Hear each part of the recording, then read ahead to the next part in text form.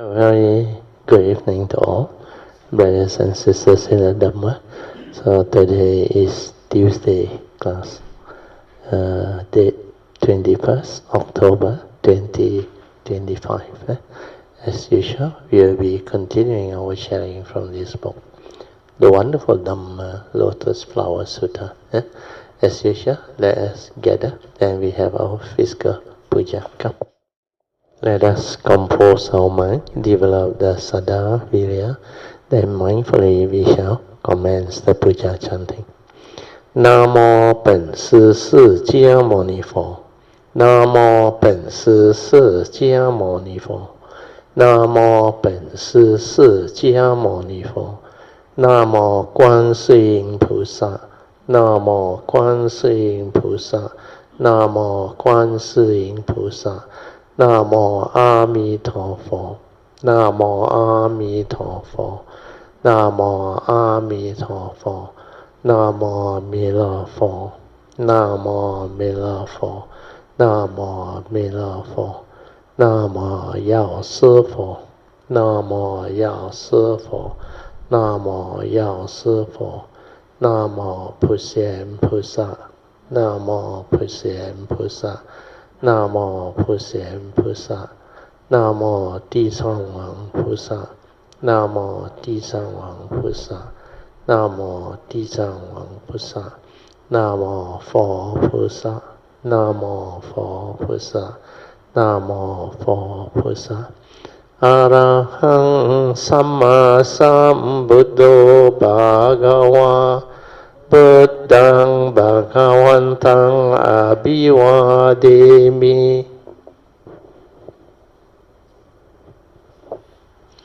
สวากาโตภะคะวะตาธัมโมธัมมังนามัสสามิสุปฏิปันโนภะคะวะโตสาวกสังโฆสังฆังนามามินะโมตัสสะภะคะวะโตอะระหะโตสัมมาสัมพุทธัสสะนะโมตัสสะภะคะวะโตอะระหะโตสัมมาสัมพุทธัสสะนะโมตัสสะภะคะวะโตอะระหะโตสัมมาสัมพุทธัสสะบุตตังสรณังกัจฉามิธัมมังสรณังกัจฉามิสังฆังสรณังกัจฉามิดุติยัมปิพุทธังสรณังกัจฉามิดุติยัมปิธัมมังสรณังกัจฉามิดุติยัมปิสังฆังสรณังกัจฉามิตติยัมปิพุทธังสรณัง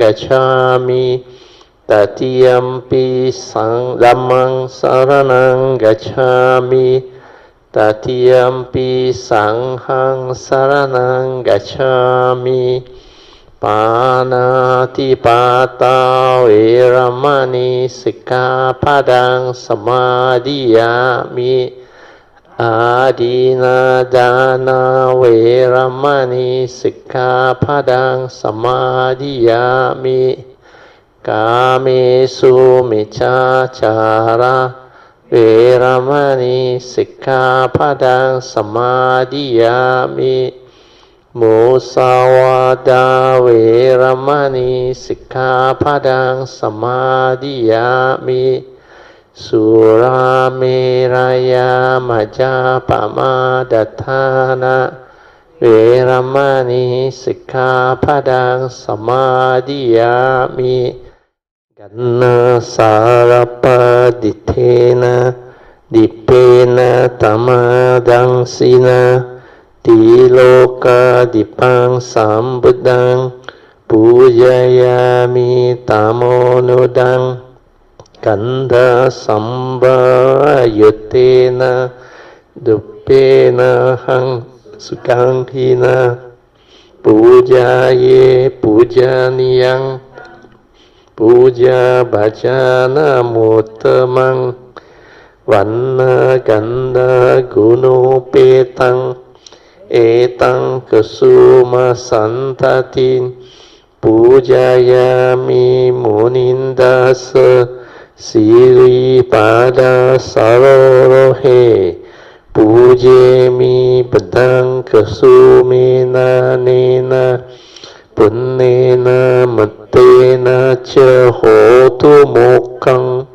Pupang milayati yata idang me Kayo tata yati vinasabhavang Adivase tu no bante Paniyang parikapitang Anukampang upadaya Patigan hatu muttamang Adivase tu no bante Pale parikapitang Anukampang upadaya Patigan hatu muttamang Adivase tu no bante Bojanang parikapitang Anukampang upadaya Patigan hatu muttamang.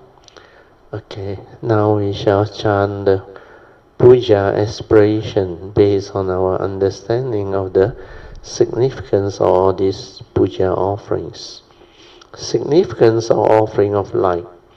May this offering of light to the Buddha brings forth the causes and conditions to illuminate our mind and help arise the needed clarity and understanding to dispel all darkness or ignorance therein.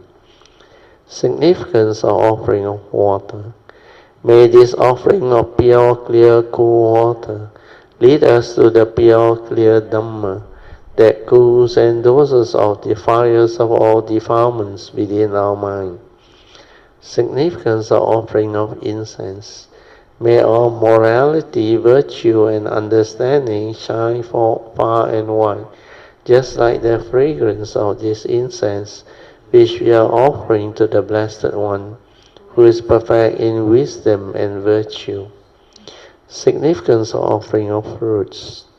May this offering of fruits remind us of the Dana Parami of generosity and the fruit of our karma, so that we will diligently strive on with heedfulness to attain the path and fortune as soon as possible.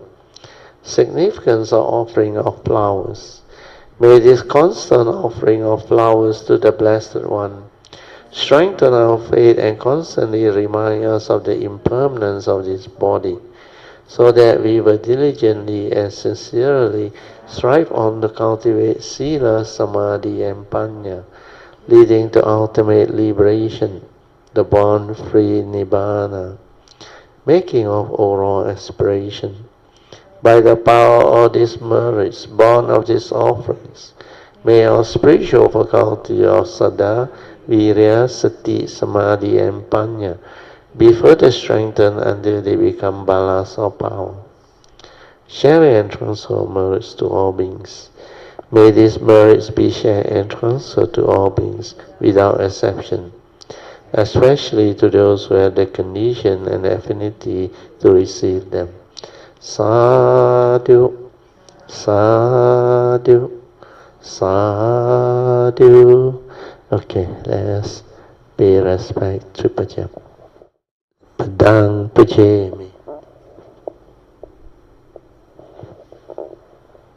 Dhammang Pujemi. Sanghang Pujemi.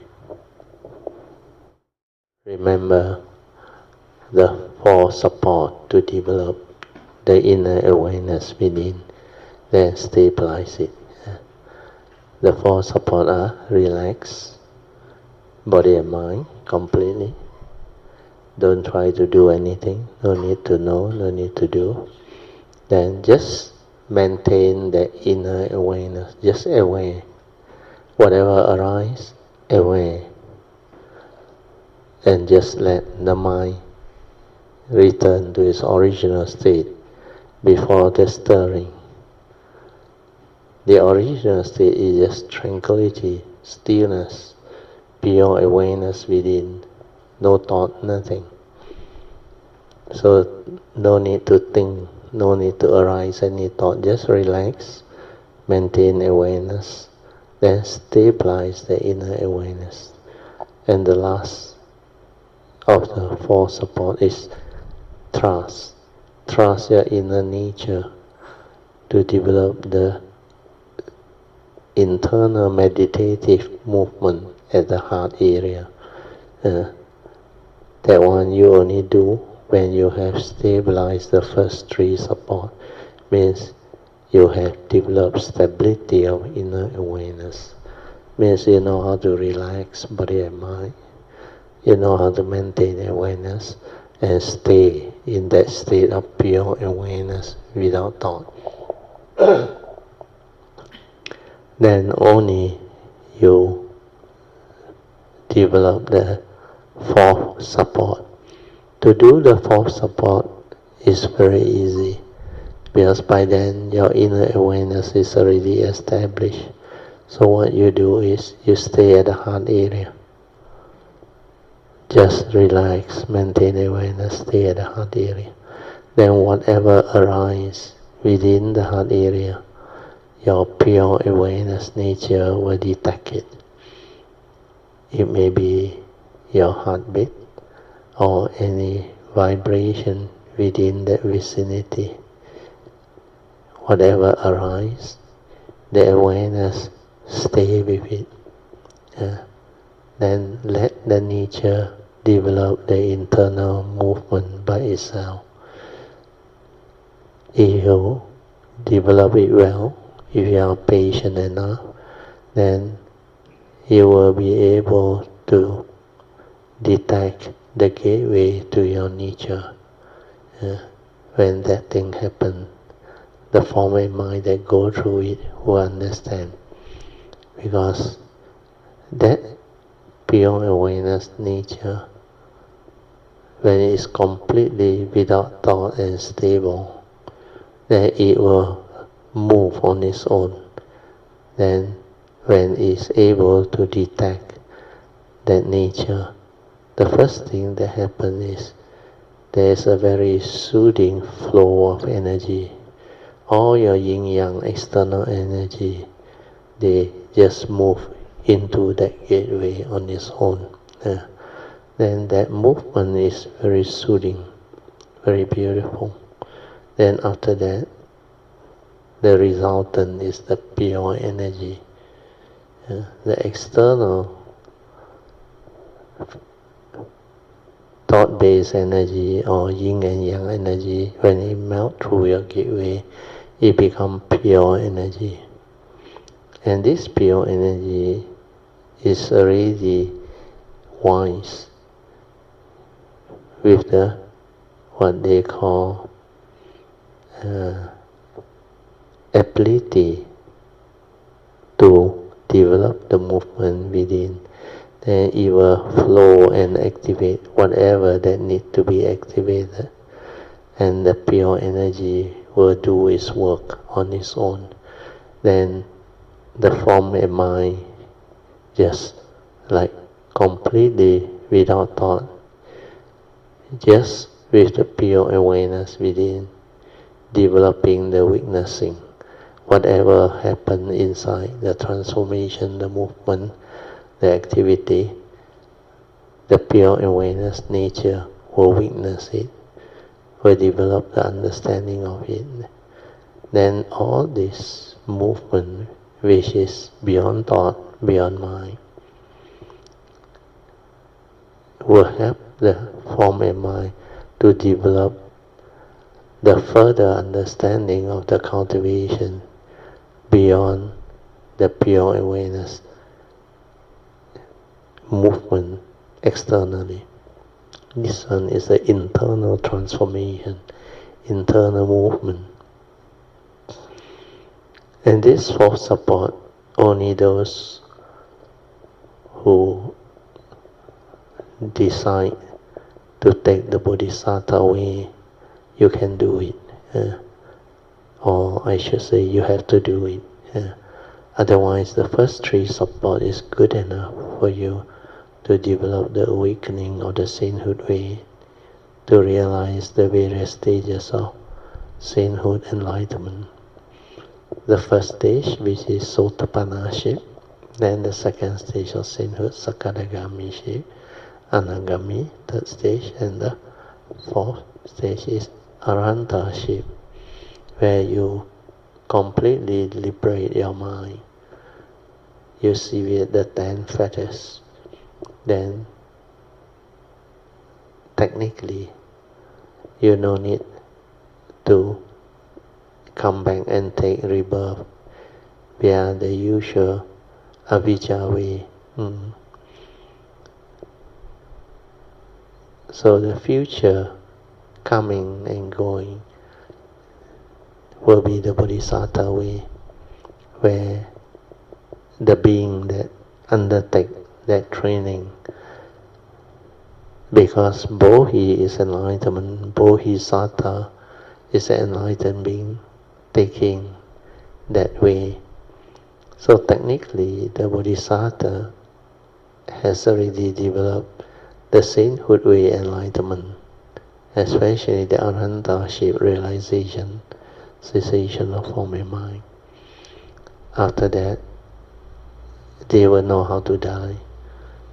So technically, upon the last thought moment, there is no avijja to condition rebirth consciousness of the usual birth of ignorance, where avijja is involved. Then because of the bodhisattva vow, the 4 basic vows of the bodhisattva, it will bring forth the causes and conditions for this rebirth, so-called rebirth consciousness to arise. This one is without avijja, but is a pure, out of love and compassion, is a pure mind that manifests and bring forth the causes and conditions for future coming, for future arising into our existential world. So all this, as you walk this path, you will develop the understanding. Okay, with this I will let you develop the meditation on your own. I will set the alarm for 30 minutes. Okay. You can slowly, mindfully come out of the meditation. Try to maintain whatever inner peace, inner calmness, and inner awareness that you have developed for as long as you can. Then this daily mindfulness, you must stabilize it. Make it a point that while going through life or living life, whether it's still doing your career, working, or as a normal human being going through life, you must maintain heedfulness throughout. And to be heedful is not difficult when you understand, but you need to train. So the 4 foundations of mindfulness, especially under the first foundation, Kaya Nupassana, is very clearly described how you can develop the training. Initially, if you want to start with an object of meditation, you can. It means train your mind to be mindful, to anchor the mind, so that you can stabilize it. Then the other way is to use the 4 support that I have taught you all to stabilize it until the mind enters sati. When the pure awareness within is very stable, your mind will enter sati. Then everything you do is in sati. Then throughout the day, the pure awareness is there, is with you. all of your sense activity, means your moment of seeing, hearing, smell, taste, tactile or thought process, they all manifest mindfully.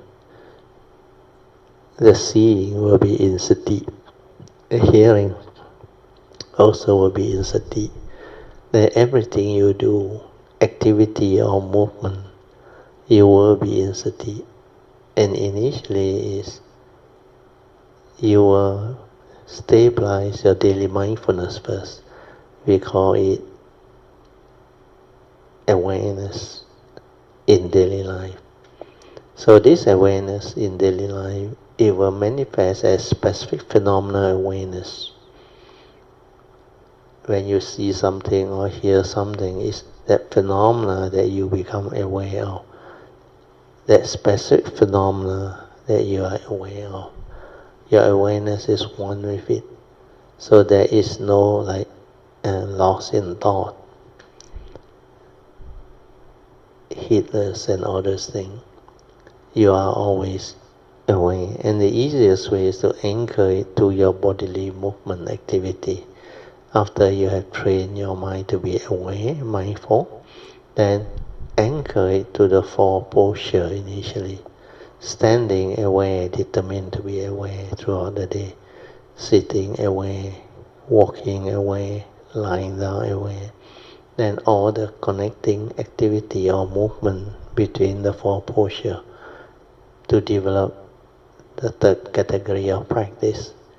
Sati sampajana, mindfulness and clear comprehension of all action, all movement and activity within the present moment. If you do that, you will progress very fast. And the one that is heedful, mindful, in sati, will understand the Dhamma, will awaken, will develop the understanding on their own. Just like the Buddha mentioned under Dhammapada verse 21. Heedfulness is the path to the deathless, whereas heedlessness is the path to the dead. The heedful never die, whereas the heedless are as if dead. Okay, now we will turn to page 6 of the chanting book. We will do the invocation to the Devas. Invocation to the Devas. In this universe in their entirety, let the deities and Devas come here. Let them hear the good teaching of the King of Sages, which gives heaven and release, Nibbana. This is the time to listen to the teaching. This is the time to listen to the teaching. This is the time to listen to the teaching. Samanta Chakavalesu Atra Gachantu Devata Saddhammang Muni Rajasa Sunantu Sakemokadang Dhamma Swanan Kalo Ayang Badanta Dhamma Swanan Kalo Ayang Badanta Dhamma Swanan Kalo Ayang Badanta Namo Tassa Bhagavato Arahato Samma Sambuddhassa Namo Tassa Bhagavato Arahato Samma Sambuddhassa Namo Tassa Bhagavato Arahato Samma Sambuddhassa Iti peso bhagava arahang samma sambuddho Vijacharana sampanno sugato lokavidu Anuttaro purisa dhammasarati satta deva manusanang buddha โตภะคะวะติสวากาโตภะคะวะตาธัมโมสันติติโกอะกาลิโกเอหิปัสสิโกโอปานายิโกปัจจตังเวดิตาโบวิโนหิ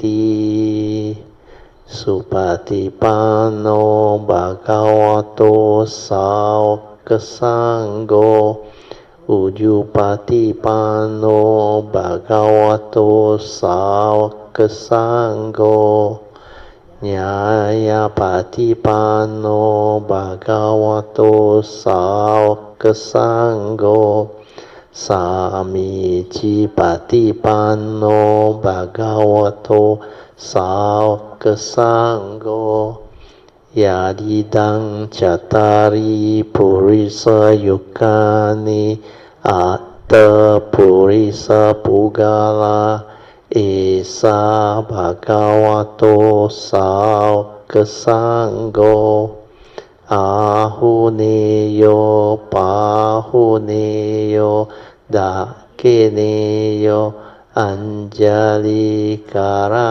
นิโยอนุตตรังปุญญังเกตังโลกัสสาติสาธุสาธุสาธุ Okay, now we will continue from where we stopped. We are at verse about specific analogies. Okay, describing in verse the analogy of the elder seeing the fire, then describing in verse the analogy of the elder choosing the card over the table, then describing in verse the analogy of giving a great card to each child impartially.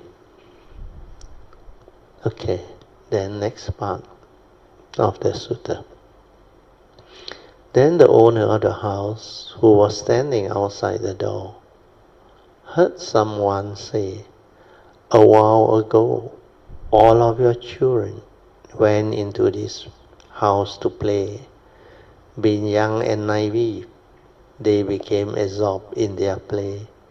Hearing this, the elder, alarmed, entered the burning house.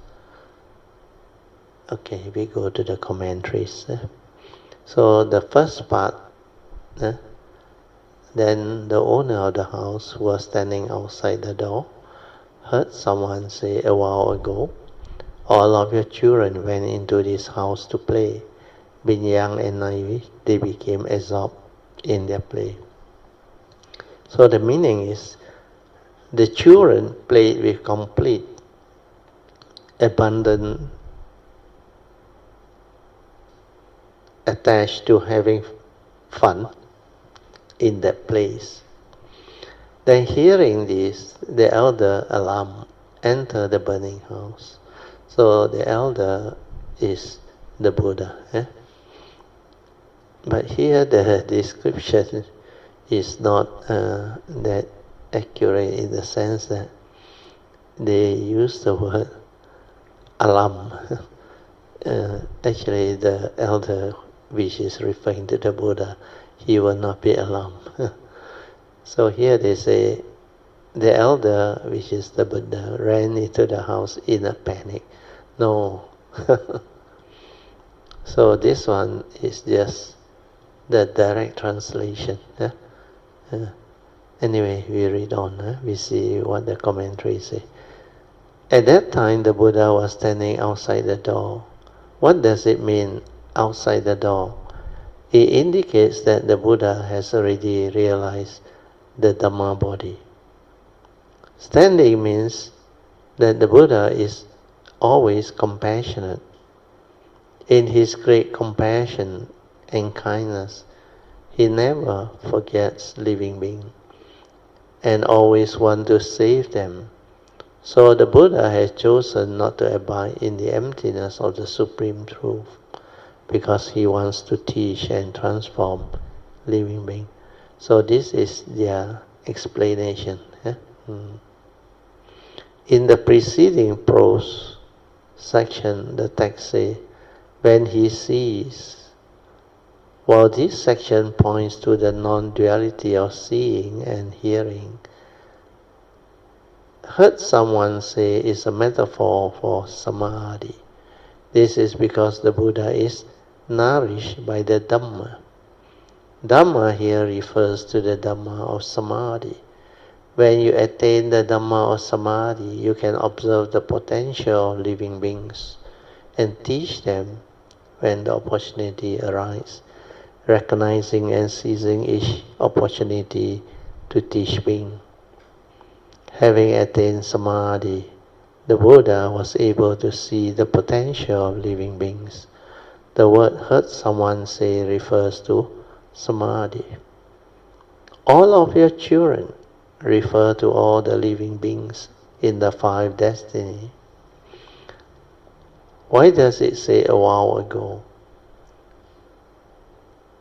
All of your children went into this house to play.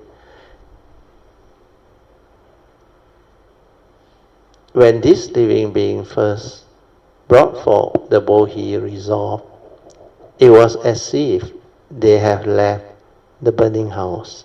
So that is the explanation.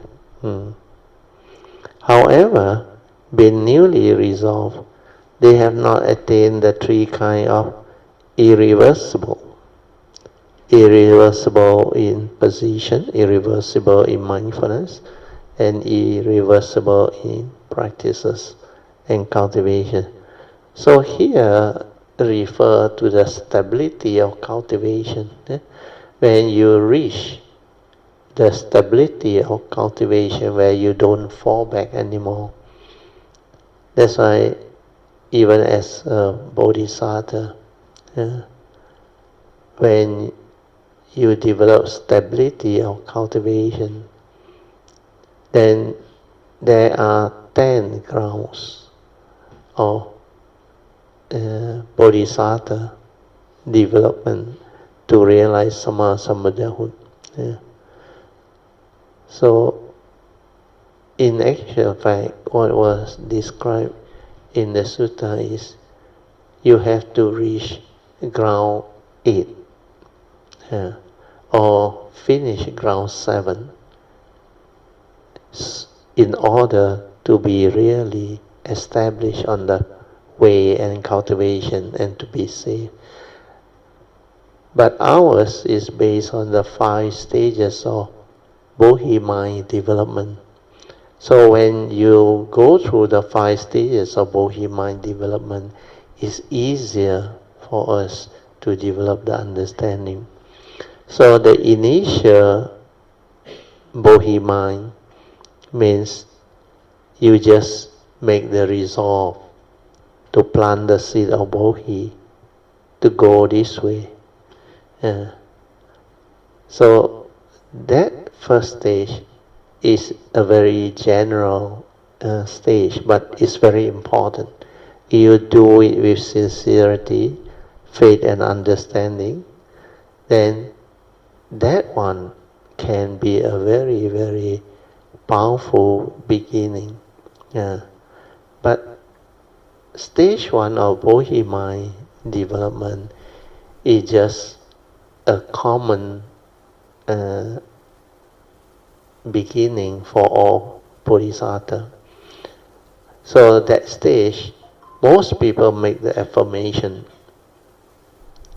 develop the understanding and try their very best to walk that way. But most people find it not easy to actually progress.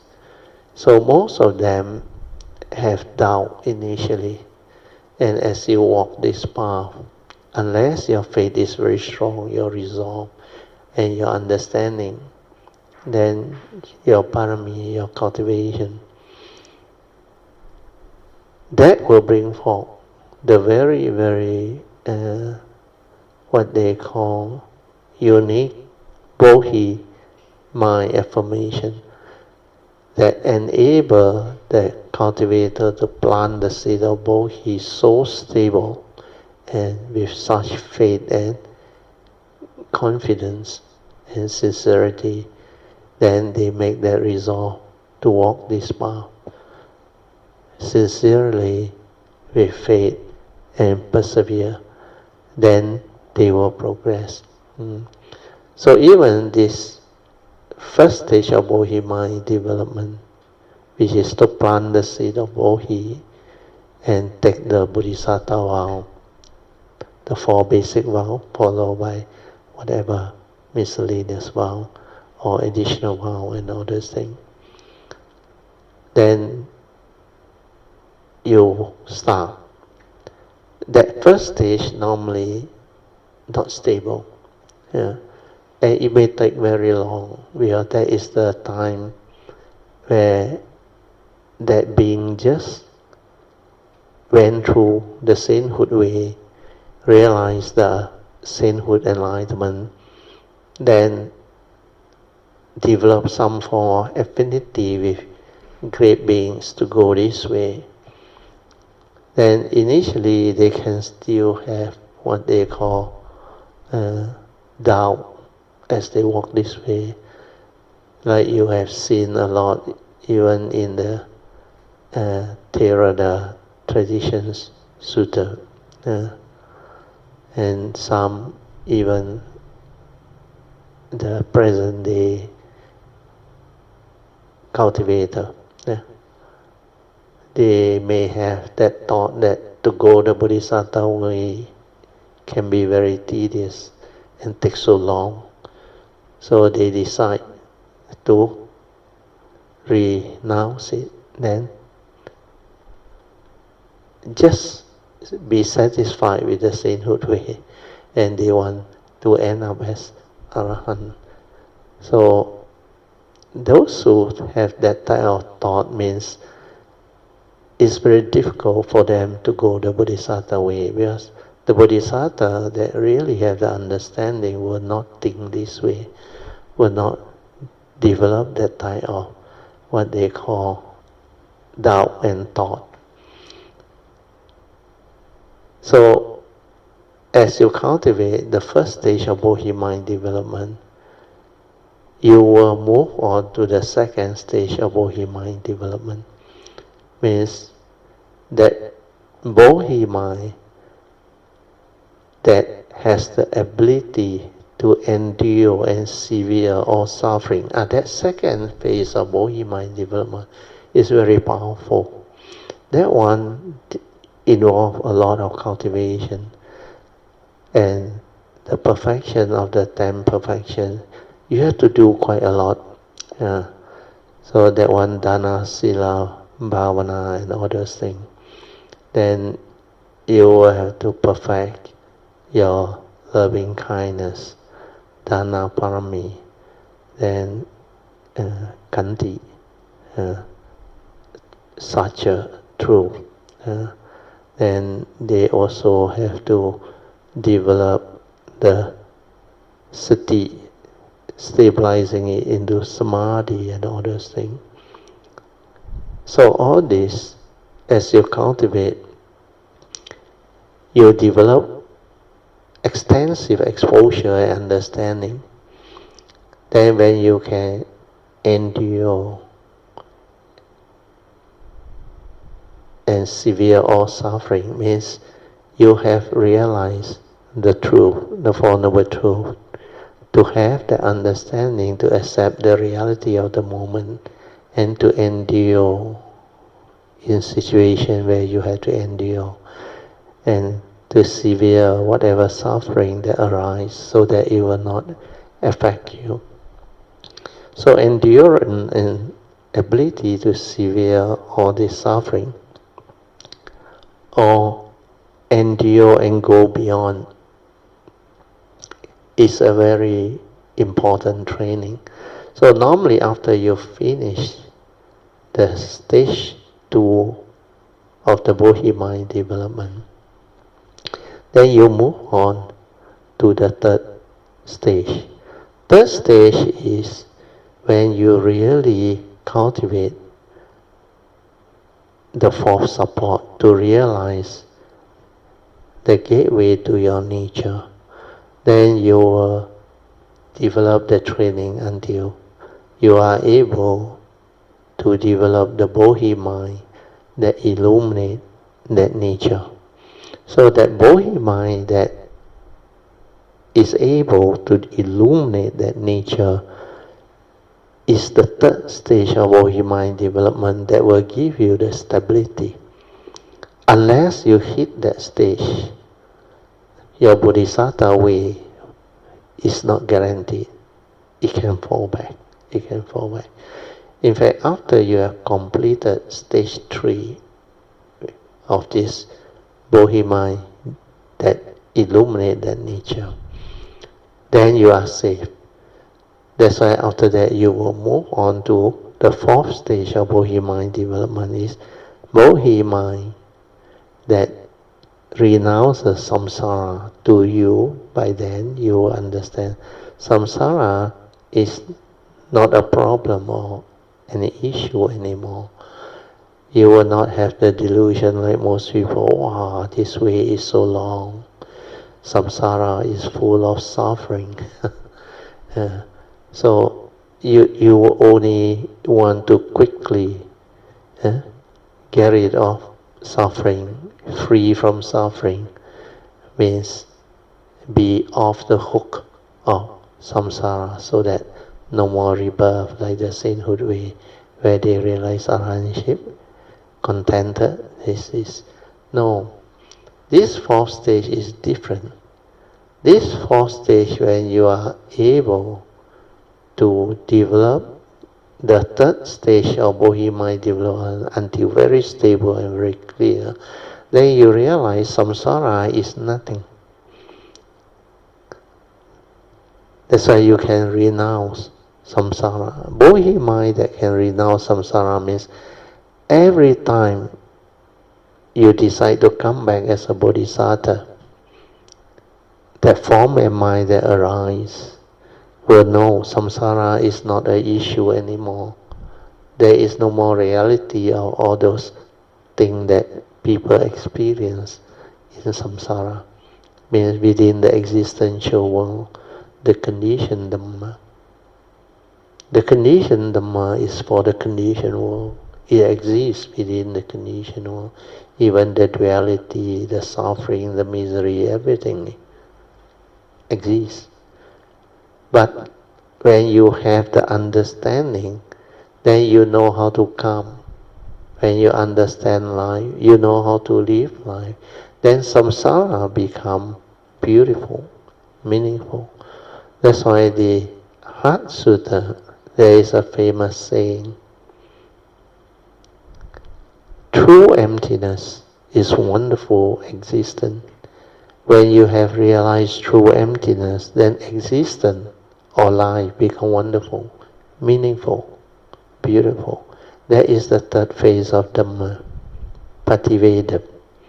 So there are 3 phases of Dhamma, perfection or cultivation.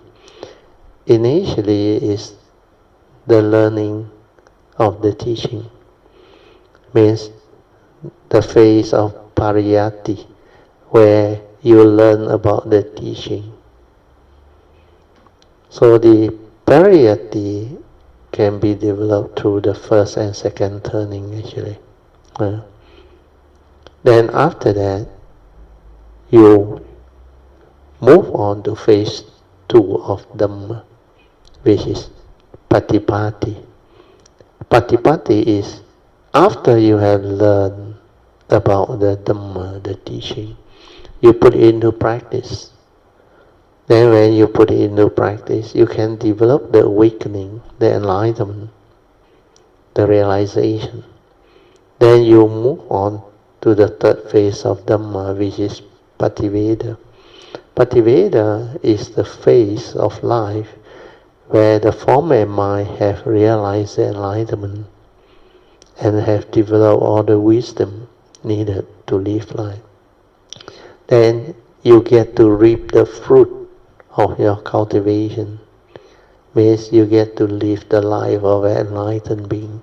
That's the phase where the cultivator of the way or the bodhisattva can live life beautifully, meaningfully. So, as an enlightened being, you technically means through wisdom, you don't suffer anymore. Even confronting the first noble truth reality, like normal human being or living being, you can go through birth, old age, sickness and death. Actually, there's a lot of suffering during this phase of life, phases of life.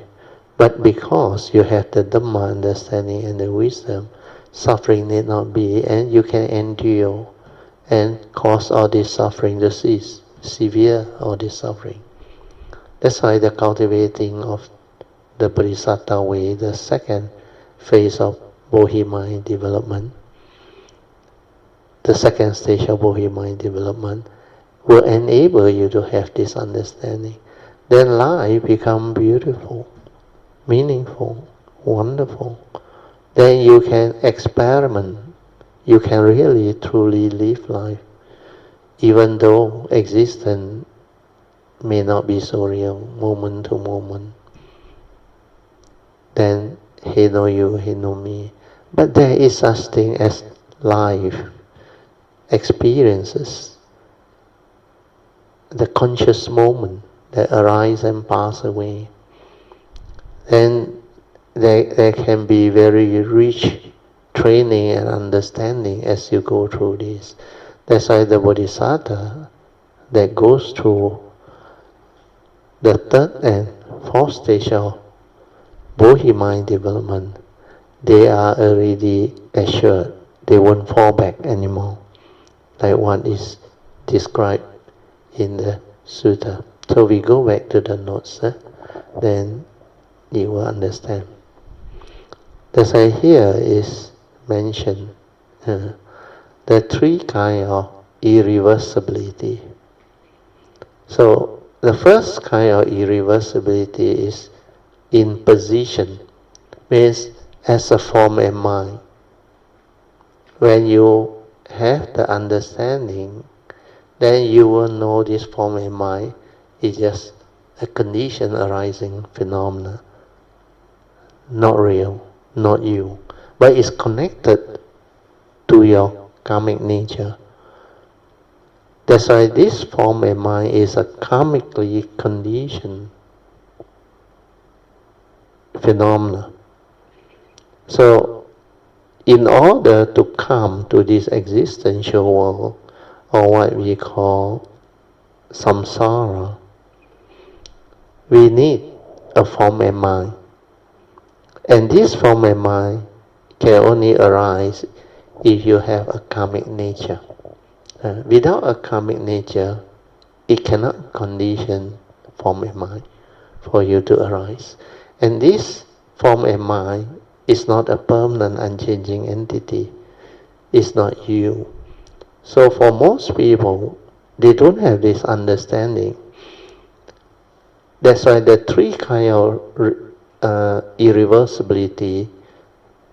The first one is irreversibility in position, means when you have differentiated between the true mind and the mundane mind, the dependent originating mind, or condition arising mind, or the mundane thinking mind, then you realize that one is dependent originating, condition arising, has the universal characteristics of anicca, dukkha, and anatta.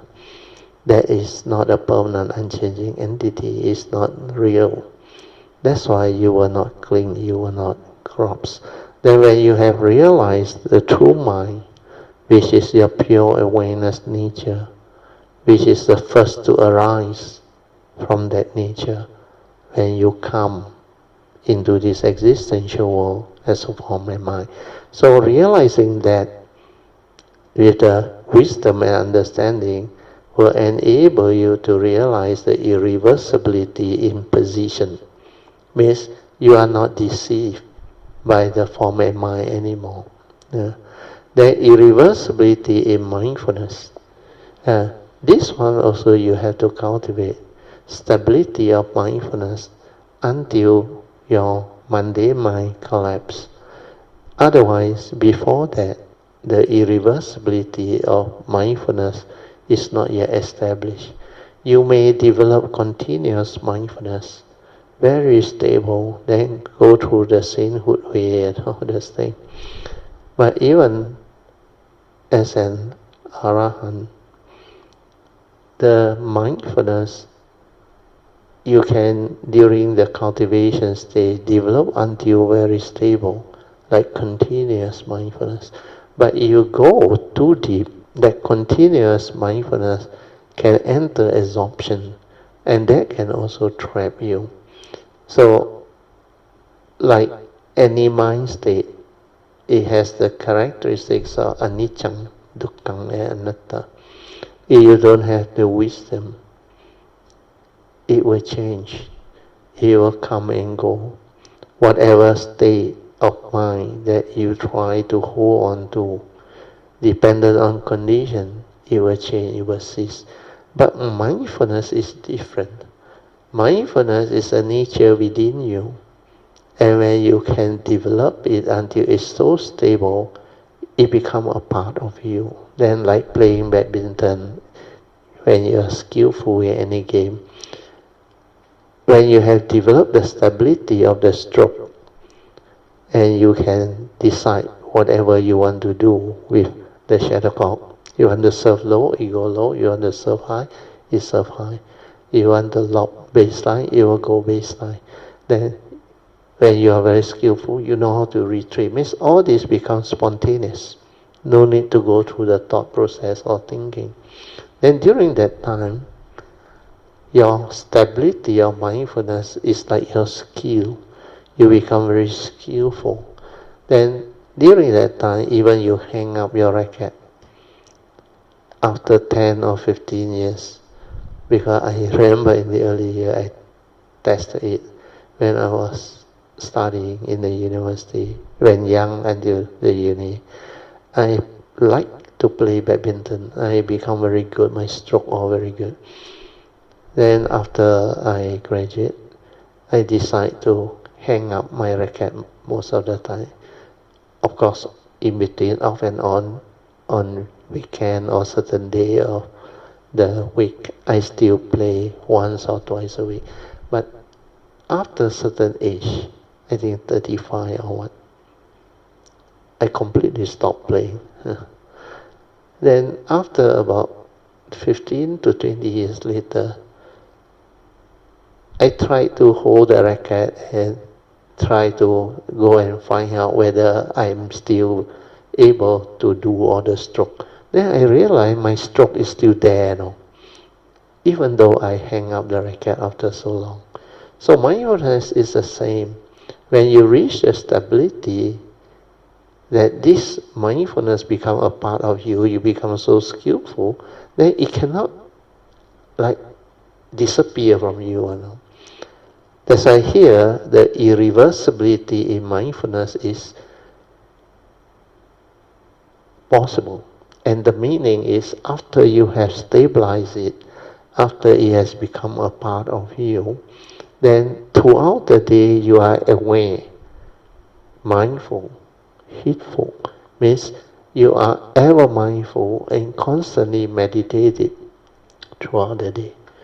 You can do that, then you can reach the stage of irreversibility in mindfulness.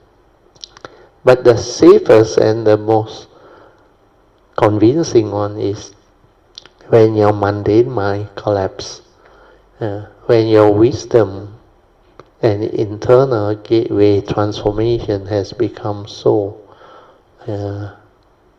beautiful, so stable, the vibration within your nature has become very fine because of the wisdom energy.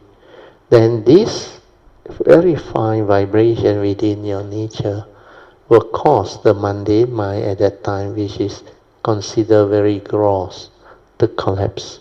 Then it's like a layer of consciousness at your brain there. I remember slowly develop. Then it's like a layer of consciousness just drop off after about. For my case, it was 9 months, I remember. A lot of things happened in between. Then it dropped off. Then when it dropped off, I realized after that, throughout the day, I like no mind. Completely like no thought, no mind, nothing inside there. Then I was so amazed. How come like that? Then I realized it's the nature shine forth. After the mundane mind collapse, it's like no more cloud to cloud the sun's ray from entering our nature. So this, like the sun's ray, without obstruction, without the clouds or things that we call it clouds, the nature from seeing things as they are, means you are no longer cluttered or clouded by things. As a human being, I think I can give you this analogy. It's like when your mundane mind is there, when you are very heedless, you think a lot, you worry a lot, then there's a lot of emotion. And these are like the thought process, or we call it the sankhara activity, your fear, worry, anxiety, sorrow, lamentation, all the various mind state, insecurity, worry, anxiety. So all these are mind states that actually prevent you from being aware. And it is analogous to like clouds that obscure the sun's ray and prevent it from penetrating.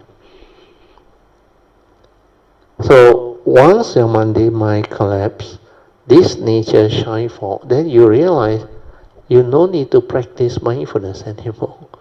Your nature shine forth means you are already in the state of awareness. The pure awareness nature just shine forth. And you are the awareness. Then you realize, how come people cannot develop the understanding and need to practice to be mindful? That's why there's no need to practice. The moment you are without thought, you're already aware. So don't try to be aware. Don't practice to be aware. You can train your mind to develop mindfulness, yes. But that is not like the thought trying to practice or to be mindful. The thought that tries to be mindful cannot be mindful. Yeah? Whenever there is a thought, mindfulness is denied or not there. So the understanding is very important. So the second stage of irreversibility, second kind of irreversibility is about stability of mindfulness. So once you establish that, then you will immediately realize the third irreversibility in cultivation. Means your cultivation will not fall back. You will not like the snake and ladder. You almost reaching the goal, then hit the slippery long snake, then you fall back again. Once you hit the third stage of Bodhi development, you won't fall back like that. Then for Dhamma practice also same. The moment your mindfulness has become very stable, then it has become a part of you, then you will realize the irreversibility of understanding. Means the practices all, you will not fall back again already. But it doesn't mean that after that, every life you come, you will like have all this. No. Even Hui Neng, he was born without a mundane mind. But he also had to wait for his causes and conditions to come to great awakening. After he went up to meet up with the fifth patriarch, Hong Ren. So after he heard the Dhamma Sutra and the explanation by Hongren, then only he came to great awakening. But before that, at least, he has his past. That's why when he heard the stanza, the mind must have no dwelling, he straight away that time understood and awakened. Then he can also counter Sun Xiu's poem. And he also knows that Sun Xiu has not realized the true mind. But then, despite all this,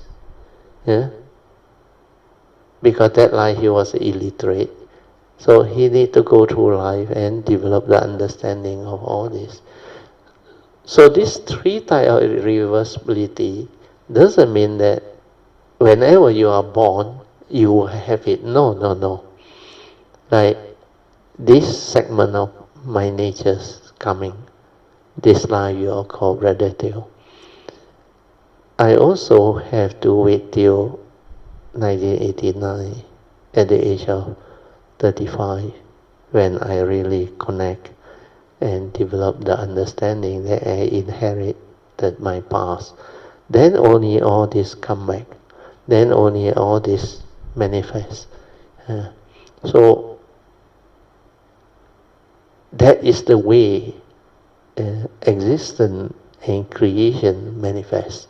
So when you have all this understanding, you will come to understand all this later on. But before you really connect, for my case, it's like I knew since young, very, very young, because I was different, I know. And I knew, and my parents also used to tell me, you are very different. You're very easy to take care of. My mother liked me, he said. I hardly cry. And very easy to raise, my mother told me. If I need to pee, I will one sound. Then she will know. Then she will carry me and allow me to pee. If I'm hungry, I 2 times, he said. Then he will feed me. Then if I need to change whatever, if the body is wet, change diaper. That time no diaper. That time only got, my mother told me the cloth, the whatever old clothing that they don't want, they wash and they use that. So then I hardly talk. Until I was 5 years old, I like no thought, nothing, man. Pure, my mind was pure. Very cute, very naive. So my grandmother thought I was dumb. I never spoke until 5 years old. But I very cute, very cheerful. Then my father, he also luckily sent me to the studio and put me on a baby, you call it 3-wheel on, and took a photo of me. I think that time I was 2 years old. Then when he showed me the photo, I was full of joy. I saw that very innocent look of me when I was that age, 2 years old. And I try to recall back. Until 5 years old, I cannot recall anything. No. I can only recall one incident where I was told to actually, you all know the gravy, not siyao, no. The Thai gravy. We all Hakka call hang jila. Fish sauce, the more salty one.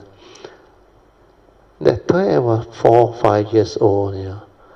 Then my mother asked me to help him carry, because she got to carry rice. Then I was given that one. So I was so small, so I don't know. I happily help him, but I find it easier to pull along the floor, like Lai Chi Hang. Then I hit a stone. The whole bottle break it. Oh, my mother really got angry and scolded me. I can only remember the incident. Because I hardly any thought. I got no thought at all. And I can still remember when my mother got angry, I just don't understand what is going on. But I know I make a mistake, that's it. I got no fear, nothing. And that's my mind state. That's why when you come, your past, your karmic nature, your perfection or whatever, which may not come immediately. But karmic nature, yes. Whatever wholesomeness, merits, everything, it will come. Then you will know that you are different. Where it manifests in its own way for you to see and to understand. Then I remember when I was very young, after I supposed to be 6 years old, before I go to school, my parents brought me back to this small town. Actually, it's a notorious town in Kedah, near the city, but outskirt, about 4 or 5 kilometers away. But it was a notorious town, like our Tai Kong here, a lot of gangsterism and all those things. Then I grew up there. That's why I got the brain, the mind all got conditioned. And I learned everything, all the bad habits and the foul language, whatever that the kid goes through. Then I went to an English school, totally alien to me. But I learned very fast. So that's what happened. Then when the time comes, it search by itself. No, I no need to go through suffering to search. No. When I was Form 3, Form 4, when I learned about science, initially it's Form 1, Form 2, Form 3, I learned about geography. I like geography. Then when I like maths also, then I like science. Very funny one. When I am exposed to all this, I learn by myself and I learn very fast. Then when I start to understand science about the planets, sun, then I start to probe already. I remember at the age of 17, that time, 1971, I start asking, who am I? What am I? How come I am here? Just one miserable human being within the immense universe. Then I look at the star system, I realize I am nothing, negligible, just one of the 5-6 billion of human beings, and in a small planet within the minute sun. And every star is a potential sun, some bigger, some smaller. Then who the hell I am and what I am? Then what am I doing here? And what is all this so-called life, existence? So I keep on probing. Then I lie down on the field, I remember. Then I close my eye, I silent. Then suddenly the answer come out. You must meditate to understand. Convinced. No more doubt. Okay, meditate. But don't know what is meditation. Until I was first year, the first day I came to MU, I told you all before the story, how I end up, first time sitting, I don't know what meditation is, I just follow whatever was told to me at that session, the talk by the Chief Reverend K. Sri Ramananda. So he said, look inside. I look inside, I thought the mind was at the brain there. But it was not. Because that one is where the thought process is, the mundane thinking is. But that time I can concentrate very well, and I can fix my mind there. That's why I went into the one-pointedness, the formless rhymes. Then I thought it was half an hour, but when I came out, I checked the watch, it was already 4 hours. I've been sitting there for 4 hours. And the mind went into that formless mind, was so still, like completely without thought. And for the next 1 or 2 weeks, it was like that. Then I thought, oh, this is meditation. It was so calm, so still. No movement at all. Then the rest is history. After that, the search began. Then I went to the Brickfield Temple on my own. Then the book come, the teacher come, the guy come, everything come.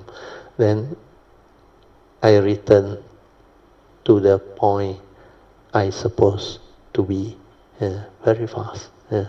In fact, within 3 years after Kuan Yin's message came, my nature transformed. Then 1989, after I connect, all this understanding come back. Then go back to note 3. I have to end already here. The 3 irreversible, I think I almost finished. Okay. So these 3 kind of irreversibility in position, mindfulness, and practices. Occasionally, they still give rise to delusion arising from incorrect view and delusion arising from incorrect thought. So in the analogy, they are like the children who a while ago went into the house to play. So this is like telling you, if you cultivate, you have not reached the stability, then all this can happen. You can become deluded through wrong thought, and you may think that samsara is meaningful, beautiful, and you get yourself like entangled into it. So this one is the explanation. So he said, this is one way to interpret it. You can also interpret this line according to its principles, which refer to how all living beings were originally pure. The 3 rhymes and the burning house did not exist to start with. This one is understanding the inherent nature within us. So the inherent nature of living being is pure, but because of ignorant avijja, beings give rise to illusion or illusionary attachment, clinging, grasping, which lead to continuous birth and death, samsara. This is an alternative interpretation of entering the house to play. So being young and naive means that in their cultivation, they have not yet perfected their merits and virtue, means their cultivation has not stabilized. They did not have the sign of wholesome merits, for their meritorious conduct was insufficient. As mentioned in an earlier passage, being young referred to having mere blessing, meager, meager blessing, very little, and virtue. So naive means they are foolish and without wisdom. They were caught up in delusion arising from incorrect view, delusion arising from incorrect thought, and delusion arising from ignorance. So they were deemed naive. They become absorbed in their play. While playing and having a good time, they did not realize what is scary situation. What a scary situation they were in. Hearing this, the elder, alarmed, entered the burning house. The elder is an analogy for the Buddha, like I explained just now, who saw living beings undergoing great suffering. So the Buddha, out of great love and compassion, decided to rescue them from the burning house of the tree. Okay, we stop here.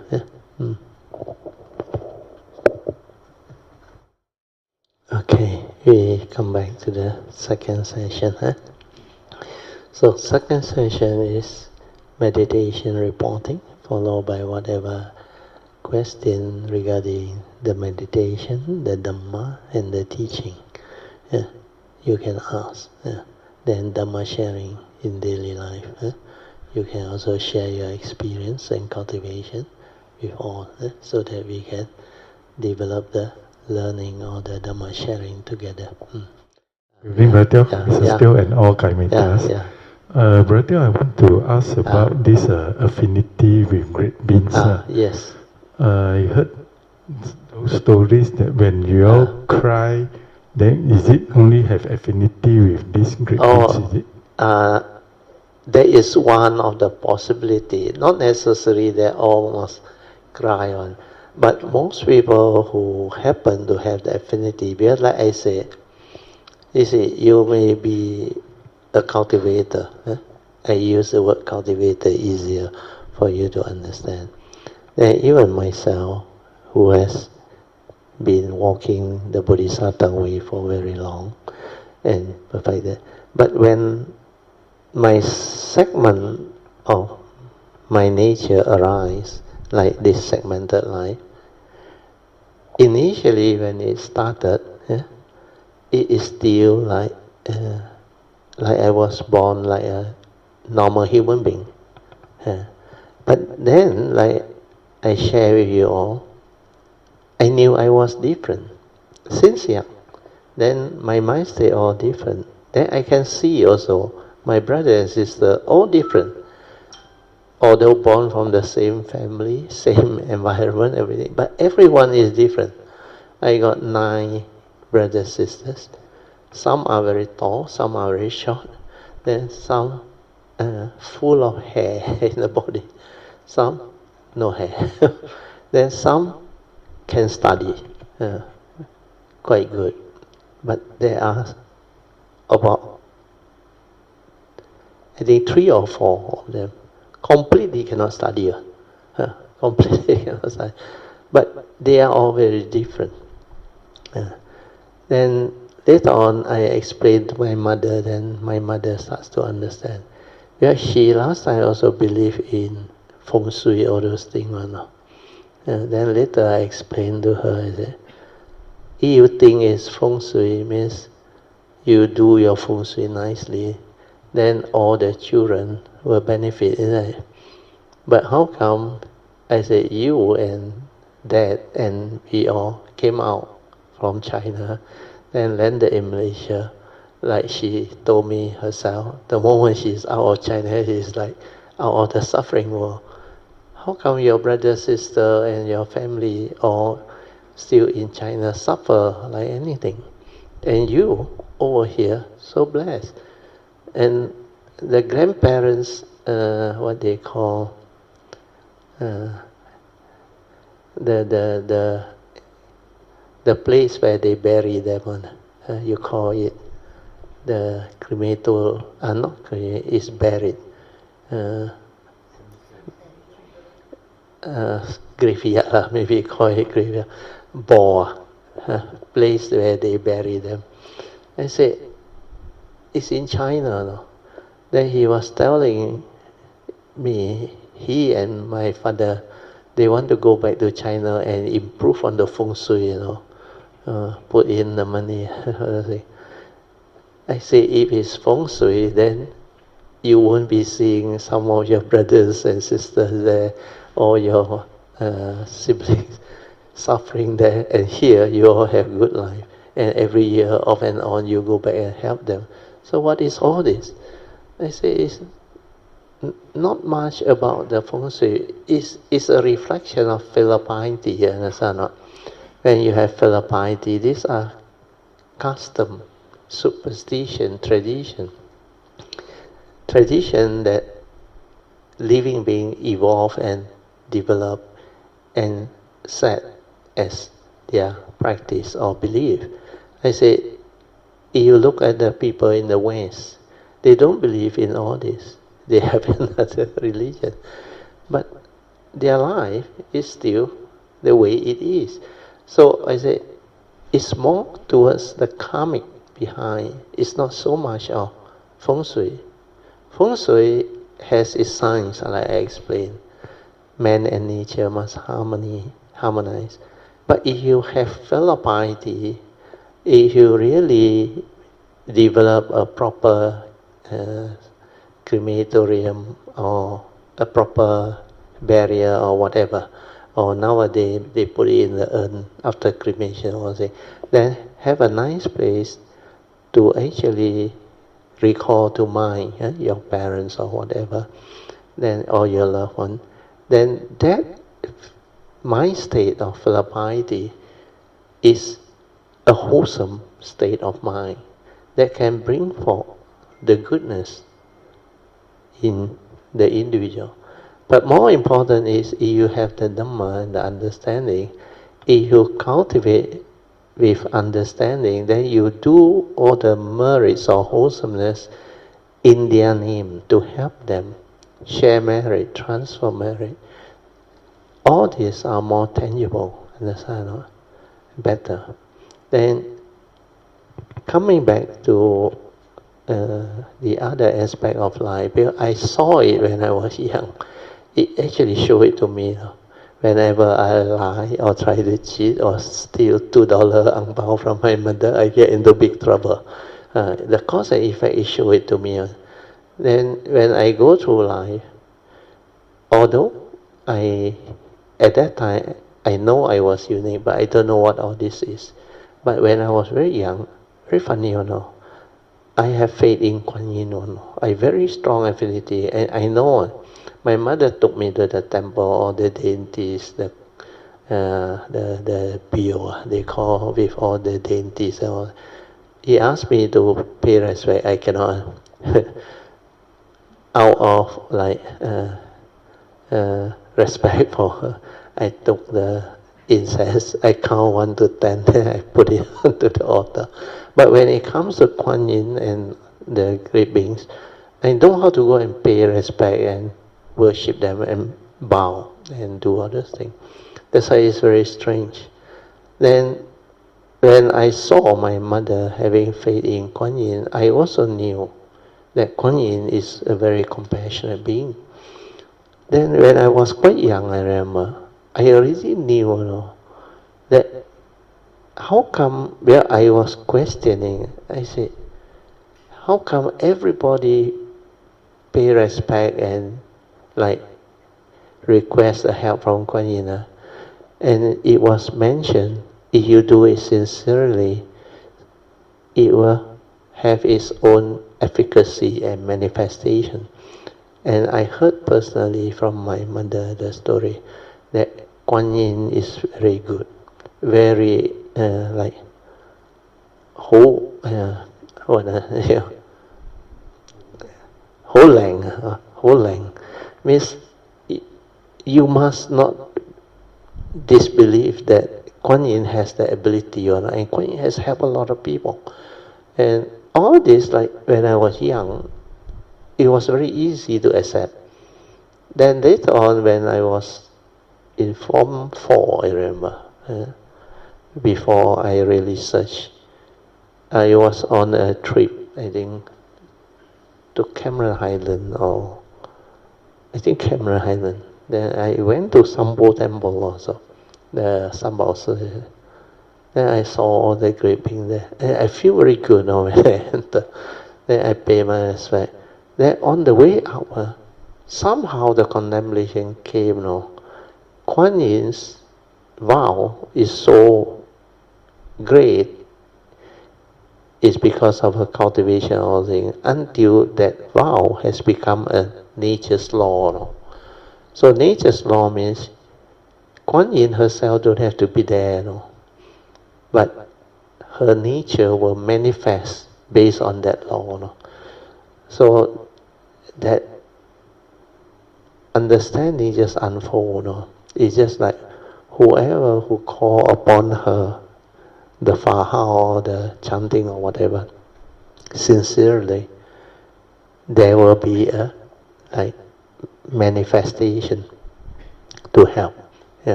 Means it will help you. And this one, because it has become part of nature's law, that's why it can happen. And it's not something that is ridiculous or what. At that time I already knew. Then all the other great beings, I know how to pay respect, but the dainty all cannot. Then for me, it's like I never really met any of all this, or even when I went to spiritual places. Only after I developed the cultivation that I can detect their energy, their nature's energy. Then I remember there were a few occasions, 2 or 3 occasions, where my nature suddenly become like full of joy, and yet especially the one that you remember when I was 8 years old, I almost drowned the basketball. Then after 1989, when I meditate, I connect, then I realize the truth. Then out of love and compassion and respect, I pay respect to Kuan Yin in my house. Very funny. When I developed the mind full of respect and gratitude towards Kuan Yin and thank her best, 1986 the message came in the very vivid before I wake up. He held my hand, opened it up, then poured the triple gem on my hand and say, "You have to move fast, not much time left." Then after that I move. I continuously cultivate. Then when I pay my respect to thank Kuan Yin, suddenly that vision of my 8 years old swimming in the river appeared. Then that basketball that floated towards me, at that time I knew it was something not normal. Not normal, because actually I supposed to drown already. Yes, I was trying. At that time I don't know how to swim. So the basketball actually I borrowed from somebody. That time 8 years old, don't have money. So I scared if the basketball I cannot get back. I have to pay for it. And I don't have the money. So what I did was, I tried my luck. I tried to jump out from where I was, because the basketball was about 5 feet away. So I thought I should be able to get it, because at that time I was quite confident. But the moment I push out, my water thrust forced the basketball to go further away. Then I was somewhere in the middle there. Either way, I would die. I go further, I would drown. I go back, maybe try my luck. But before I can make any decision, miraculously, the basketball flew back to me. And I just held it. And immediately I returned the ball, and from that moment onward, I don't want to go and swim anymore. Then when I was 35 years old, 27 years later, that vivid image of that basketball coming back to me, that I knew already. It was Kuan Yin that saved my life. That's why after that, the tears came out, but not crying, deep inside, that real joy, that gratitude, the tears just came out. Then I pay my respect. That's why many of these incidents. Then there was one incident, I think, when I was in Australia. This Achayantra, the teacher, he was having Katina there. He was giving a talk, sharing. Then he talked about the Bodhisattva Buddha at his time. At that time he was still a cultivator Bodhisattva. But there was a Samasa Buddha coming to their village, and they all planned to make offering to the Buddha at that time. I forgot the name of the Buddha already. And he was so poor, he got nothing to offer, except, I think, just a needle that he need for his work. But he knew this type of condition and opportunity is very rare, and he need to do that offering. And the moment that story was shared, my nature inside, deep inside, the tears again came out. Because I knew if it was me, I will also do it. Because these are the understanding of real cultivator. So there were some of these, but a lot of this Kayamita one is different. They follow me to spiritual trip. Out of no reason. One of them is song. The other one is Mimi. Wow, they cry like anything. No? Really, like worse than their parent passed away. Sobbing and with a tear. That time also there, a lot of Kayamita they saw. That one is different. Because that one they got affinity with all these great beings. I think Mimi one was Utai San.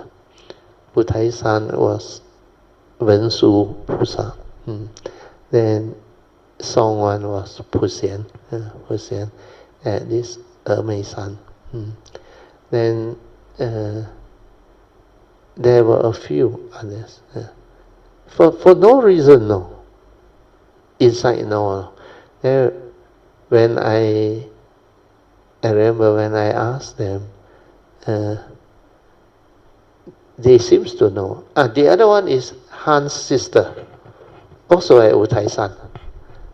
Inside the van, Han can also share you. Full he already cried. Until when we reach, we all supposed to come out. Still inside that crying, don't to come out until Han got to accompany her. Then later on I asked Han. Han said, "Oh, nothing. My sister said the inside no, inside calling, the affinity. That's why they will know one.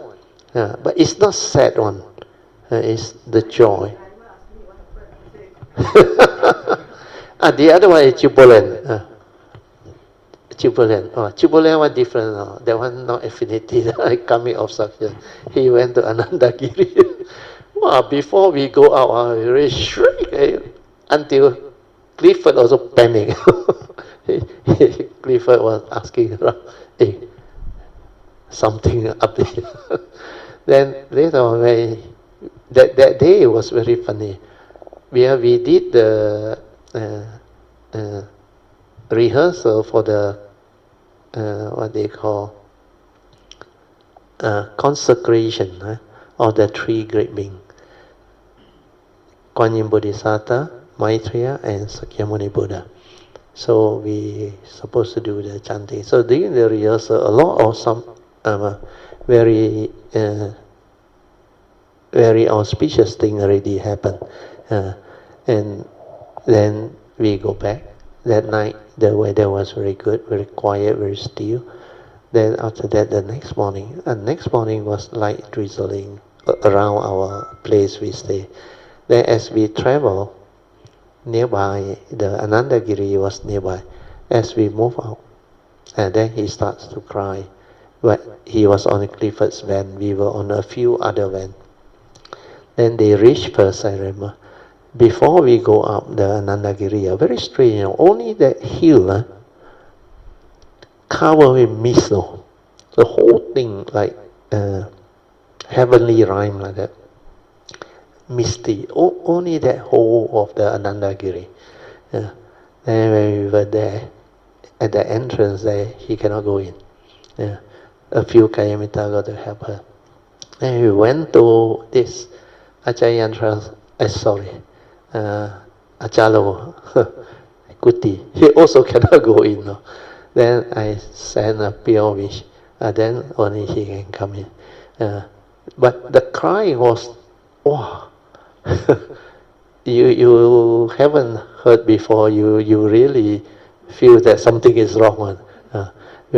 Achala also cannot understand. He asked me, "Spiritual, your Kayamita got problem?" I said, no. I said, nothing. I said, coming. I said, should be okay. Then after that, can come in and everything return to normal. So different type of affinity and coming, they manifest differently. Her case one is coming, but she managed to overcome it, which is very lucky. Then the other one got affinity, one that I described to you, are the few that very clear cut I can remember, and a lot of Kayamita also witness on. It's not only story from me. So this one, when it happened, you will know. The person that has affinity will know. Then even at this, what they call Sambo Temple, during the retreat or our whatever annual retreat, many Kayamita has affinity. They know. It's like they are talking to you. Then especially like Maitreya, when I went there, he's like smiling to me. Then he like full of joy. Because I really thank him, because he was the one that invited me, this segment of my nature's life, to come out to share the true Dhamma. 请你把正法传下去. The year 2008. So every time I went to this way place where Maitreya is at the first hall, they call it the Sutta Tian Wang behind. He is in front. So I always go and pay respect. And most of the time, the manifestation from the image you will know is him. And his laughter you can know. Because when he came to me, the laughter very clear cut on. And all this, you will develop your own understanding when you have the affinity.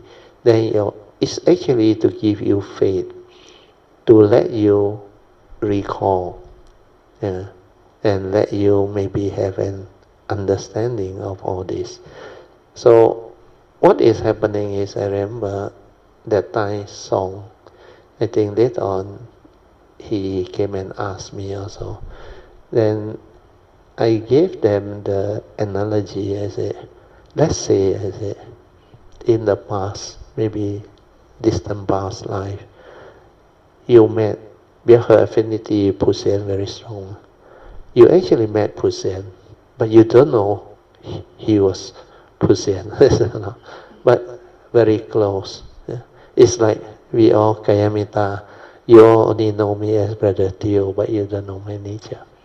Maybe one day, after a very long period, then this nature became like well known, and people come to know. Then it's just like the four great beings. They got their way place. They got their. Then it become a place where people, cultivator, devotee like to visit. Then you all go and visit. Then for no reason, you again cry and weep, and like something happened now, because that nature actually will cause your inner to activate and move. But you don't know what is happening. That thing will manifest by itself, and the crying, the soul, it cannot stop. So these are the causes and conditions, but you don't know. Then by the time you are born, much later, then your cultivation also maybe has progressed and developed. Then when it's time for you to move further, then you will encounter. Meant to be will be, you will be there. Then during those encounters, this so-called crying or what will activate your nature inside. Because you must have requested all the affinity that have all the, like I teach you all to make the request for these great beings, protection, guidance and blessings. So all this, if you do it sincerely and with faith and adithan for causes and conditions for all this, then when the time comes, it will manifest. Then this type of affinity, it will come back and manifest and let you understand. Then it is for you to develop the very strong faith after that. When you know you have the affinity, you must go all out and develop the cultivation. Otherwise, that window you miss it, you really will regret it, because during like this sasana, it is really the golden window. Yeah. If you let this slip by, it's going to be a very, very rare condition to have this condition again. Yeah. For it to arise again. Maybe you have to wait for, like the sutta opening, sutta 500 billion aeons. And it can really be that long, because you don't know what will happen. But when you have this window, you determine and go all out and make the affirmation, following the Bodhisattva way, the yellow cut, then you become different, understand? Means you already plant the seed of Bodhi and make all these affirmations, so that all your future coming, whether you choose to come or you have to come, is already taken care of. Well, you vow to have this understanding life after life whenever you arise, so that you can walk this way, the Bodhisattva way, life after life, until complete realization of Sammasambuddha. So all this affirmation you do it, then it prepare the causes and conditions for your future coming to be beautiful. Then your understanding become different. Then your progress, all cultivation, all become very different, because it make a big difference. So this part is maybe not only for you, for others. But most important thing is, don't be curious. Not everybody is the same. Sometimes the affinity come different way. Different way. My one is like, it come in the form of a dream before I wake up. Then the message come. Then I receive the message. Then I cultivate. That one is normally message for you to cultivate, seriously move, or they have certain requests like Maitreya, work for me to do. And that request, you will know what to do. And you know you have this understanding to do all this. That's why the message, when it comes, it becomes very clear to you. So all this affinity is a good sign. Because without this great being, or what we call Kayamitas, the real Kayamita, not easy to progress. You need their blessing, guidance, and whatever support. So you sincerely request for their blessing. Protection is for the form and mind, and advice. So all this can really pave the way for cultivator of the way to move and to progress, following the understanding of the Dhamma sincerely, with perseverance and understanding and faith. You will walk the path very beautifully. And all this can be fulfilled and realized when you have the causes and conditions and the affinity, especially affinity. Okay? Thank you, brother.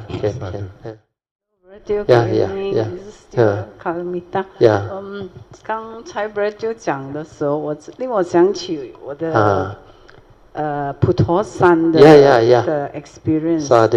Actually， 那时候我起初我来还不久，然后我还记得 Brad 就说Alicia 你一定要去普陀山，我又不敢问我为什么我一定要去嘞。Brad 就说Freddy 如果没有兴趣不用紧。我就讲OK 我就去了。其实真的，因为那个 affinity 很 strong。我进第一个法语是我最记得，我都没有跪，我只是把头这样包，然后我头一拿上来，然后我的心那边好像爆开。It's like a dam that burst whole thing, and then 我就 start cry 了。然后 due to first time 有这样的 experience， 我就怕拍死嘛，然后我就要去旁边，不要哭，不要哭。结果就一直哭了3天。3天3夜。It's like that one. 3 days, 3 nights. Okay, so this one is to give Brother Chan a bit of faith. When this one is connect and open up, it's like you cannot control one. The crying is like you cannot control. Yeah, it's from the nature that wants to open up. And this one, the opening up, is we did know is very strong, and that understanding born of the affinity is very different. It's deep inside one. It just then most of the time it bursts into tears, but it's not a sad like sadness type of cry. No, it's the understanding, that joy, that faith, and that message, and you know. That's why for her I asked her to go is because she got affinity Kuan Yin initially, but her strong affinity is Dizawang Pusa. But Kuan Yin was the one that actually bring her, because without Kuan Yin's nature, a lot of you all cannot come on. I supposed to help Kuan Yin to do this work. That's why a lot of those Kayamita I realize they have affinity Kuan Yin. Even song they all have affinity Kuan Yin. Otherwise they cannot be here. And Kuan Yin is very compassionate. That's why for her case, that time I can see, because from her karmic 16 years of depression, suffering, misery. So if it's not because of all this great being, there is no affinity, she cannot find the way on, not easy. But when the time comes, her way is like that. It's like Eckhart Tolle. Got to go through suffering because suffering is a way of like paving the way for a cultivator or a living being to come back to the cultivation. Because without suffering you won't seek, understand? And partly also karmic debt that needs to be repaid, need to be resolved. That's why all this entanglement happen. But it's for a good cause, because all this need to happen. And her way is like that. That's why everyone is different. Everyone. And the way she come, of course Freddie follow. It's very strange. I don't know her. No way I can know her. Actually it's that Vincent and Anna, the wife. I was in Jamaica teaching many days. So suddenly they come and say, they have faith where he saw me helping a lot of people recover. And he said, I got a very close friend. He said, can I bring her? And he gave me a little bit of the background. I said, suffer a lot of misery. But she didn't know the full story. But they know she need help. Then I said, if she wants to come on her own, then bring her, no problem. But please make sure she wants to come. Otherwise, no point. You try to convince people and bring them, no point. I said. Then suddenly, for 2 months, nothing happened. Then 2 months later, suddenly one day he called me. He said, Brother, my friend coming tonight. I said, okay, I make a note. Then deep inside I know, good news. Because meant to be, otherwise cannot. Then the moment she entered the door here, I remember, meant to be. Because I can see the suffering inside her. And her head cannot lift up also, bend down like that, like scared. Then I remember she sat somewhere there. And then that sharing that day, I shared the first Noble Truth and the second Noble Truth. Then towards the later part of the talk, I realized that there was a smile inside, but you can only see with the nature. Then I knew like there is a light at the end of the tunnel. That she suddenly realized somebody who can understand her, what she go through. Because the suffering that I talk about, she already went through, and she can relate to all those things. Then she become very interested, very eager. That's why he keep on chasing after Hsuan for the talk and all those things. And then the rest is history. That's why meant to be. Now he want to share so that you can understand and develop the benefit. Well, all this affinity, when they come, they are very strong, very powerful. You continue. Can I a few more minutes? Sri Brother Ananda Giri 那个 consecration 对，我们在 practice 心经的时候，对，我还记得我们 practice 大概几个月，我就每一次念心经也在哭，所以我也哭了好几个月，但是越哭就越赖，所以那个所谓的 karmic 就慢慢被 clear 掉，慢慢就 clear 掉了。所以 ask for forgiveness is very important。对，所以很多我很感恩，其实我这一次的来，就是我比如着那佛第一次我在 Cameron 就他 manifest 那只鱼，然后接下来很多菩萨的一直在guide我，所以我非常的感恩。因为刚才我在meditation 的时候，那个阿弥陀佛的佛号也在 manifest，所以但是他这一次是很 deep 的那种 compassion 在里面，就是 tears，所以有一阵子我以为我不会再哭的时候，但是不是的，他那个是 unending 的，所以我们的cultivation 是 unending，所以感恩大家，感恩 Brother， 感恩佛菩萨，感恩三宝，阿弥陀佛。阿弥陀佛。Let us rejoice with all the good sharing. Sadhu, sadhu, sadhu. All this is to give you all the faith, the understanding. So just let it be. It will come. If it's meant to be, it will manifest. It will. But when it comes, find out. Silent and find out. It is very deep inside one. It will happen by itself. And even the so-called cry is not sadness. It's actually with understanding and joy. And then it activates your nature inside. And for no reason, you will understand all this movement. Then when your mindfulness develops and stabilizes, you become very sensitive. When you travel, you will know whether the great beings' nature around or not. You will know. Then you will actually develop the affinity and you will detect their nature. And cultivate all the way later on, when your nature becomes strong, they will also draw from you.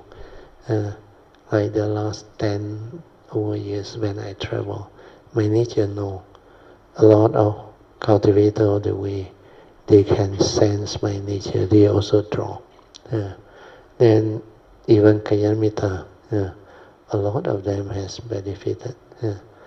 That day I remember I was at one of the restaurants, Oye, SS2. That restaurant not bad, cheap and good.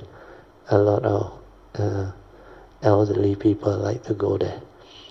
The Sangha Mina, 1760 only. Very nice. And they got a lot of weekday, I remember. You go there early, 50% discount, I think. A few items only. But what is strange is there was a Kayamita, first batch or no, my first batch. I haven't seen her very long already. He suddenly came over to our table and he looked at me and said, "Brother Teo." Then I remember her face, we are very familiar, but I forgot the name. And he was full of joy. He keep on like want to talk to me. Then he looked at Joyce. We are Joyce second batch. I said, "These are also Kayamita." I said, "New people." Then Sam also there, new Kayamita. And you know what she said? She said, "Brother Teo's Dhamma very good." He said, help her so much. After so many years. And a lot of them, when they met me, they will share all this because somehow There are some I haven't met before. Now through the audio and the video file, they listen, then they benefit. Like Sui told you the story, they pay for my meal also. So all this, there are beings that can actually have the affinity and they receive. Like you all, the affinity, when you meet me, you don't cry. But the affinity is already there and you have received a lot. But these are the wholesomeness that you have done in the past, which you may not know. Even this life, you follow my activity, all those things. And this type of wholesomeness is, you cannot count on. It's limitless. And the sincerity of heart and the understanding and the joy of like really wants to establish affinity. Even that, was it a dinner that you and Waifan and your son took us there? That dinner is very, very unique, and it will help you a lot. Then how you all come, the Cameron retreat, then plus what you all encounter at the Qingdao trip, all this affinity, they will manifest on in the future. And this doesn't happen by chance, it's because of past affinity. We have affinity before in way which you cannot understand now until later when you connect. Then when the understanding come back, you will know that in the past there has been such encounter. Like a lot of Kayamita this life, they actually very close to me, and we go on a lot of spiritual trip, a lot of cultivation, sharing and everything. All this, they build up without you knowing or not, especially during the sasana. And this is what will unfold. That's why your understanding will keep on growing, and you all will develop that understanding and joy later on, especially after many years when your cultivation progress, stabilize. Then all this understanding, it will unfold and you recall back.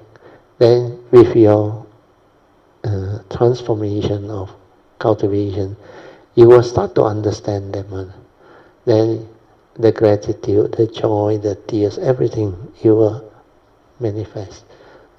Just like how I express my thanks and gratitude towards Kuan Yin, my teacher, and all those things. Because these are the causes and conditions. And we need them. Because when it's our turn to share and to give, we give. When it's our turn to receive and we come, they will appear. That's why the book comes, the teacher comes, the guy comes, everything comes. Then after that, no more. Even my last guy that predicted, if no earthly one, the astral one will come. After 20 years, I met him again. He asked me, did anyone come? I said, nobody. Until today, still nobody. Because that is the way nature is. Okay, we better share merits, transfer merit, then we end. Akasata cha bhumata deva naga mahindika punyang tang anumoditva cirang rakantu loka sasana etta vata jamihi sampadan punya sampadan sabbe deva anumodantu sabba sampati siddhya idang menya tinang hotu Sukhita hontu nyatayo idang menya hotu sukhita hontu nyatayo idang menya tinang hotu hontu nyatayo devo satukalina sasa sampati hetu cha fito bhavatu loko cha raja bhavatu dhammiko imina punyang kamina mami bala samagamo satang samagamo hotu Yawa nivana patiya. Sadhu, sadhu, sadhu.